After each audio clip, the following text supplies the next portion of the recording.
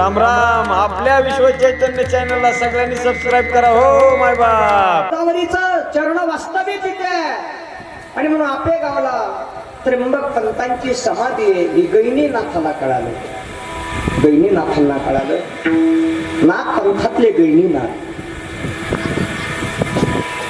हातात चिमटा गैनीनाथाच्या जटा वाढलेल्या गळ्यामध्ये रुद्राक्षाची माळा आहे. रुद्राक्षाच्या माळा अंगावर घातलेल्या आहे. भगवे वस्त्र परिधान केलेले गैनीनाथ आपल्या गावात आले. का आले? गंगेचा तीर आहे, पवित्र भूमी आपले गाव. त्र्यंबक पंताची समाधी आपल्या गावला म्हणून गोदातटी निर्मळे देवदेवांची राहुले.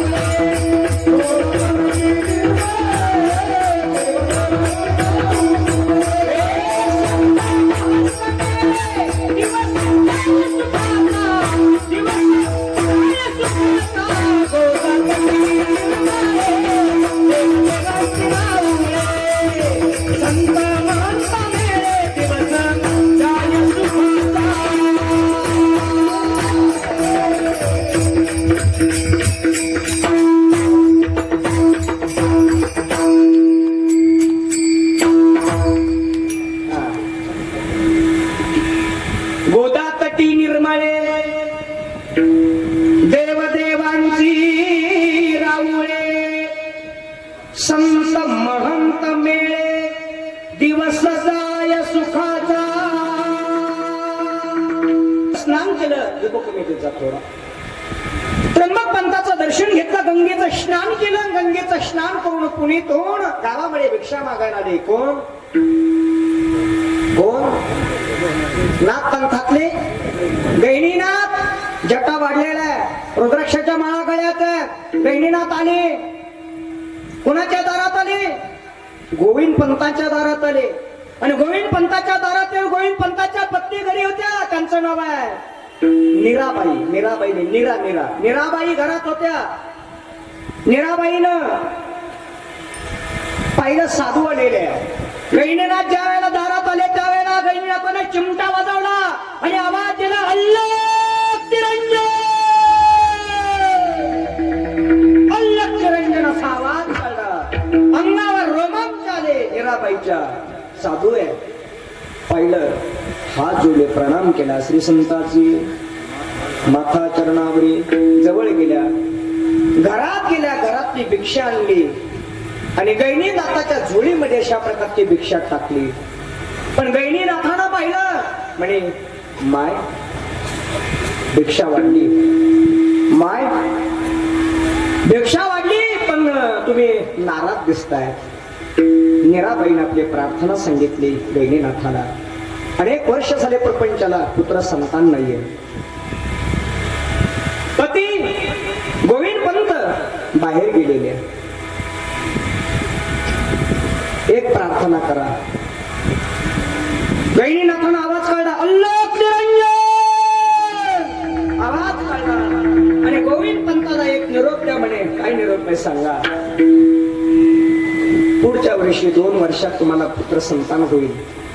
बर, जर तुम्हाला मुलगा झाला पुत्र संतान झालं तर एकच काम करा. काय करा? त्याचं नाव फक्त मी सांगतो ते ठेवा. काय नाव ठेवायचं सांगा? तुम्ही जे म्हणाल ते आम्ही नाव ठेवू. आमच्या मनाने नाव नाही ठेवणार. गैनीनाथानं सांगितलं हे पहा तुम्हाला जर पुत्र संतान झालं तर त्याचं नाव एकच ठेवा विठ्ठल पंत. विठ्ठल पंत त्याचं नाव ठेवा. काय हरकत नाही. जर पुत्र संतान झालं तर विठ्ठल पंत नाव ठेवू असा निरोप दिला. चिमटा वाजवला आणि गैनीनाथानं आवाज दिला अल्लाह तिरंजन असं म्हटले आणि गुप्त झाले. गैनीनाथ निघून गेले. मीराबाई रडू लागल्या. प्रत्यक्ष भगवंताचं दर्शन आपल्याला झालं पण संदेव कळाला नाही. आपल्या मालकाला विचारलं ते भाग्यवान नाहीयेत पण प्रत्यक्ष भगवंताचं दर्शन नाथांच्या रूपानं मला देवाचं झालं. आणि प्रत्यक्ष देव संत आपल्या कुळामध्ये जन्माला येणार. विठ्ठल पंत नाव ठेवा म्हटले. कालांतराने अनेक दिवस गेले. मीराबाईला 9 महिने 9 दिवस पूर्ण झाले. प्रसूत झाल्या आणि ठरल्या नेमाप्रमाणे मुलाचं नाव ठेवलं. काय नाव ठेवलं? काय नाव ठेवलं? म्हणा म्हणा, काय ठेवलं? गोविंद पंत नाही, काय? विठ्ठल पंत. गोविंद पंतांच्या उदरी जन्माला आलेले विठ्ठल पंत. विठ्ठल पंत नाव ठेवलं. आणि विठ्ठल पंत नाव ठेवल्यानंतर विठ्ठल पंत लहानसे मोठा आहे. विठ्ठल पंतांच्या कुशीमध्ये एक महात्मा म्हणून संत जन्माला येतात. ते माऊली महावैष्णव संत श्रेष्ठ ज्ञानोबा राय. आपल्या जवळ मायभूमी आपले गाव आहे. आणि आपल्या गावला संत जन्माला आले. अधिक करून महाराष्ट्राच्या मातीमध्ये अनेक संत आहे. म्हणून मायभूमी कर्मभूमी ही आमुची महावंदनीय अति प्राणप्रिय ही माय मराठी आमुची. आमुचा आहे माना, आमुची आहे गोडी.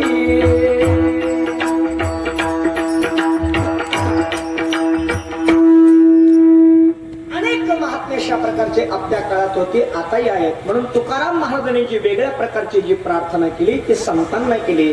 ते संत कोण आहे? त्या संतांचं नाव सांगितलं. तुम्ही सनका आदिक संत, सनकाधिक संत, सनक सनंदन सनातन सनत कुमार. आणि त्या काळातले आदी संत म्हणजे जे काही संत आहेत त्यांना प्रार्थना संतांनाच का केली? तर सनकाधिक संतांना प्रार्थना करण्याचं काम आहे. तुकाराम महाराज म्हणतात सनकाधिक संत. बाकीच्या संतांना मी प्रार्थना का नाही केली? तर ती प्रार्थना पूर्ण करणार नाही. तुम्ही सनकाधिक संत आहात, पण कसे आहात? म्हणविता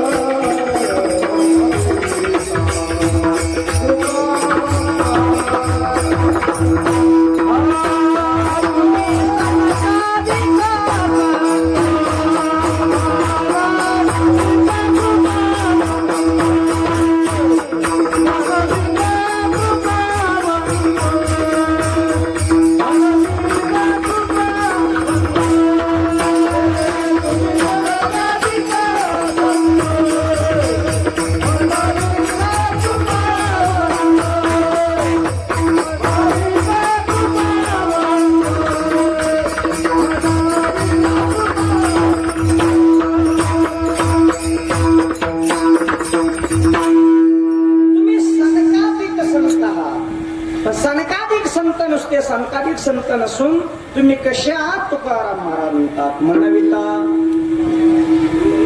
म्हणविता कृपावंत. तुम्ही कृपावंत आहात. नंबर 1 देव कृपावंत आहे. नंबर 2 साधू संत हे कृपावंत आहे. साधू आहेत, संत आहे. तुकाराम महाराज म्हटले साधू बी आहेत आणि संत बी. साधू संत असणारे ते आमची जीवलाग आहे. म्हणून आता राम राम. आपल्या विश्व चैतन्य चॅनलला सगळ्यांनी सबस्क्राईब करा हो माय बाप.